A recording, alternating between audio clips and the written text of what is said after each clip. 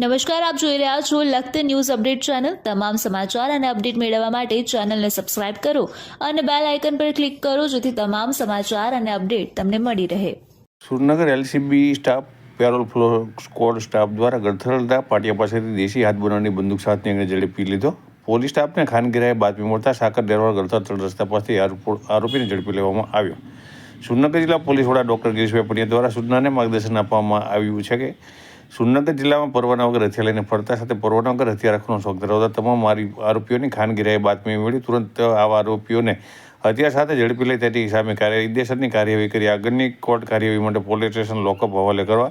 ત્યારે Surnagar LCB PI J Jadeja, PSI JY Pathan, parole furlough PSI RS Zala, Ramdevsinh Zala, Mehulbhai Makwana, Ashokbhai Shekhwa, parole furlough coordinator Aslam Khan Malek, Sanjaybhai Pathak Lakhtar police વિસ્તારમાં patrolling કરી રહ્યા હતા। ત્યારે ખાનગીરાએ ચોક્કસ બાતમી મળી હતી કે સાકર ગામનો હકીમભાઈ ઈસબભાઈ બેલીમ ગળથર ગામના પાટિયા પાસે દેશી હાથ બનાવવાની મજલોટ બંદૂક લઈને ઊભો છે। આથી બાતમીવાળા સ્થળે વોચ ગોઠવી હતી અને ત્યારે બાતમી મુજબનો આરોપી હકીમભાઈ બેલીમ દેશી હાથ બનાવવાની મજલોટ બંદૂક સાથે મળી આવતા તેને ઝડપી લેવામાં આવ્યો હતો અને હથિયારના લાયસન્સ અંતર્ગત પૂછપરછ કરતા તે બતાવી નહીં શકતા તેને ઝડપી લઈ લખતર પોલીસ સ્ટેશનમાં લઈ જઈ તેની સામે હથિયાર ધારા મુજબ ફરિયાદ દાખલ કરાવવામાં આવતા આગળની તપાસ લખતર પોલીસ દ્વારા શરૂ કરવામાં આવી છે।